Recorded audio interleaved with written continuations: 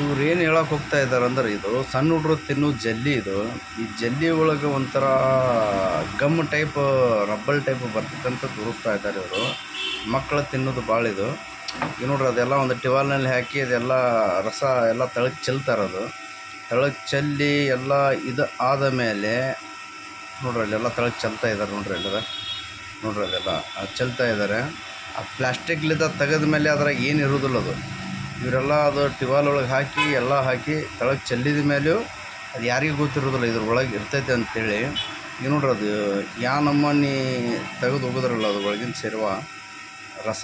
ಈಗ ನೋಡ್ರಿ ಅದ್ರೊಳಗೆ ಒಂಥರ ರಬ್ಬಲ್ ಇದ್ದಂಗೆ ನೋಡ್ರಿ ಅಲ್ಲಿ ಅದ.